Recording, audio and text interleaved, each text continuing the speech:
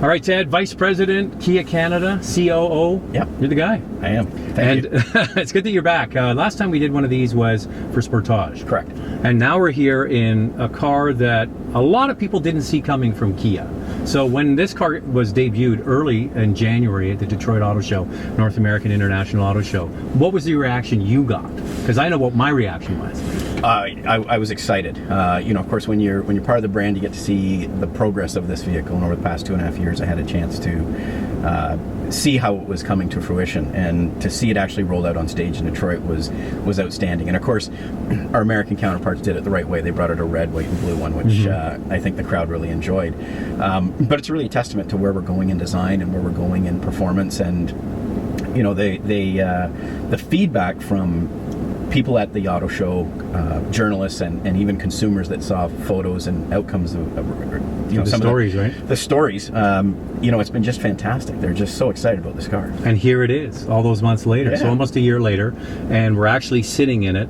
And I kind of challenged you a bit this morning on the perceptions of the car, because Kia is how many years have you been in Canada now? We're 18, going into 19. Yeah, so you're a young Canadian company, correct, right? I think the youngest? We are. Yes. So 18 years in Canada, you've been known for what?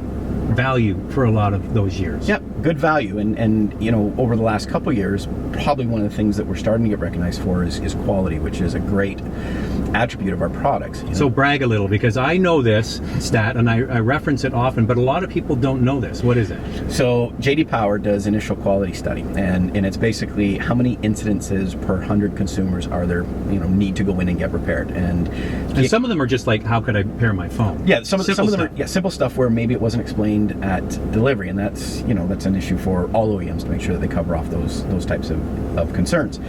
But for us, we have finished first 2 years in a row. So we were the first non-luxury OEM to do it last year in 27 years. And then this year, we were the first non-luxury to win repeat years. All right, I'll just tell you who the usual suspects are. It's usually Lexus and Porsche. Correct. That's pretty good company. Yeah, and you know what? That it says a lot about our brand. It says that we have taken the time to learn and develop our products amongst customer feedback. So we now know what the hot buttons are, what's most important, and how we can improve our quality and become better. And I think that's where, from a brand, we really want to go. Mm-hmm. And you make a big statement with a car like this. So back to the initial thing I was saying is that I kind of challenged you a little bit because, in your presentation, you're talking about Audis and BMWs and even Porsche came up with the Panamera, because this is a hatchback. Now, do you really think you can compete with those guys with this car? Well, I'll go back to that J.D. Power. I think if you go back 10 years, a lot of people wouldn't have thought that we'd be able to compete on quality with those types of cars. And now we're atop J.D. Power 2 years in a row. So we set out to design a vehicle that could compete at the highest level. I don't think there's anything wrong with that. I think it's no different than athletes who work in the farm systems and then end up in the professional ranks, right? So we've taken the challenge internally to design a car and produce a high performance vehicle that really becomes a halo for our brand.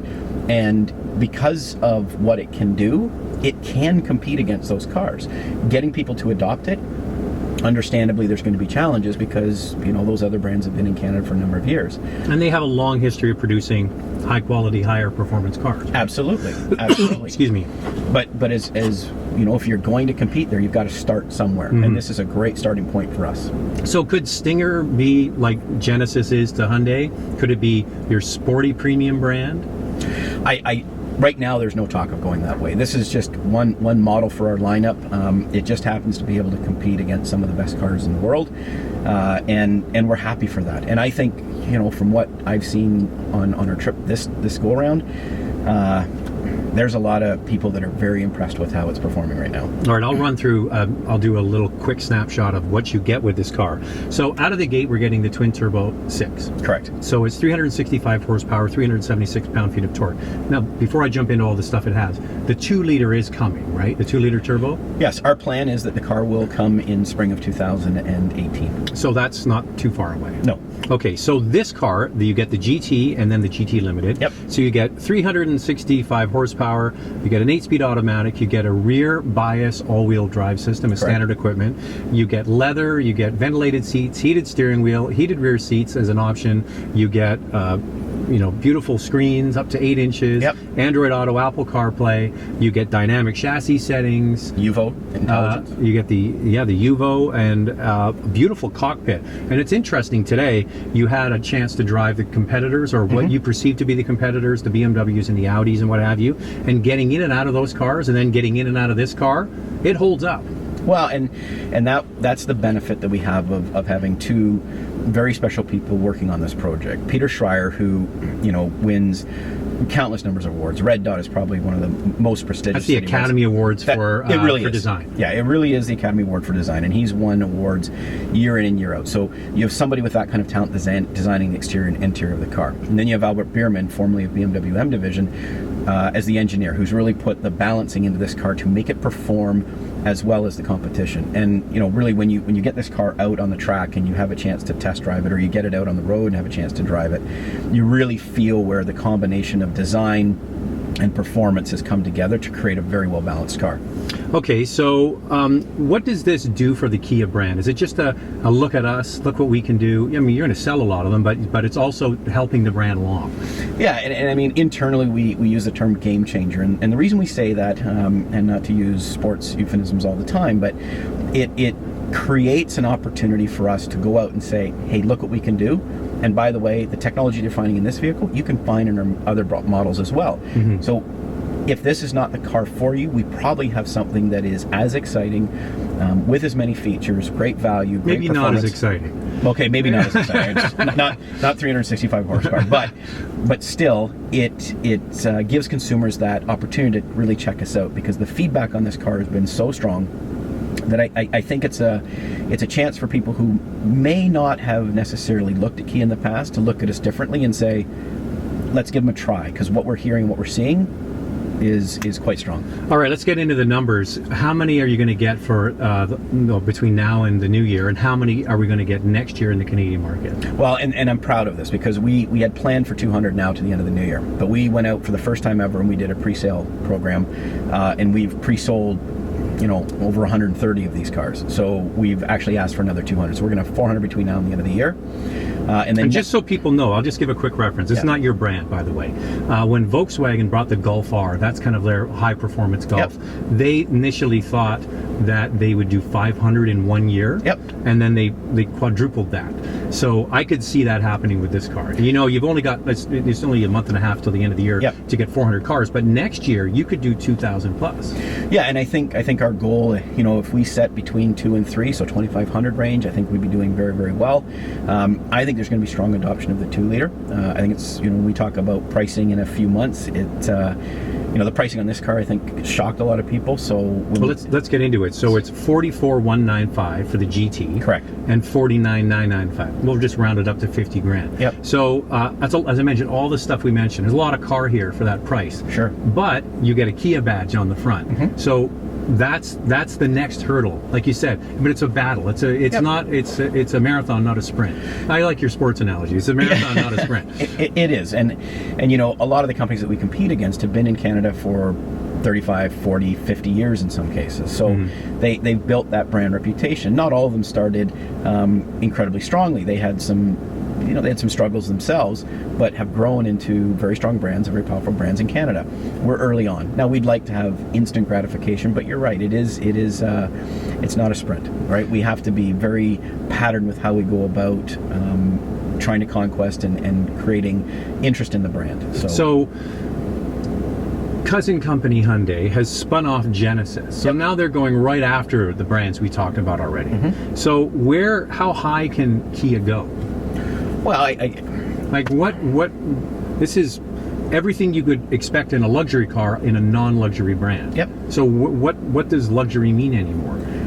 Well, I think it's a very personal choice for luxury. I mean, is cross luxury to some or Mont Blanc, right? It just depends on what your preference is.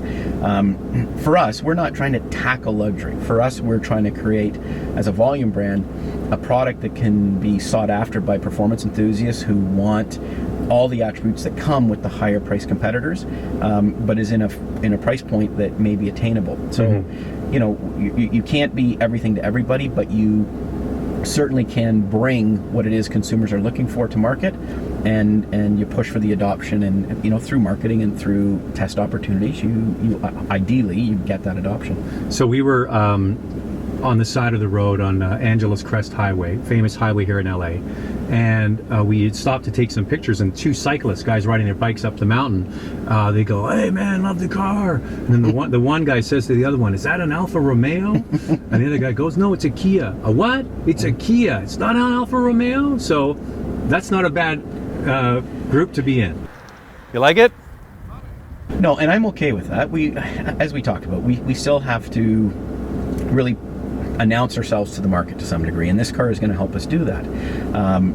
Look, I drove this car yesterday. I was out just driving the circuit that you guys are driving, and we were in some stop and go traffic, and it was quite funny to see the guy turn his head out of the truck on the passenger side, and he looked back, and he went in, obviously said something to the guy driving, and he looked out again and gave us the thumbs up as he was driving away. And it's really, people love good-looking cars, and I think nowadays when we look at the demographics of consumers and what they're looking for, it's about experience. If you can provide an exceptional experience, the brand does not become as important, because it's really about, is it value for their money? Does it feel good? Does it look good? Are they comfortable with it? Quality for sure. Resale value. Absolutely. Residual value is a big one, right? So is this car going to be able to lease? Are you going to be able to lease this car? Yeah, we're waiting to get the ALG, which is Automotive Lease Guide. We're waiting to get their final numbers on this car.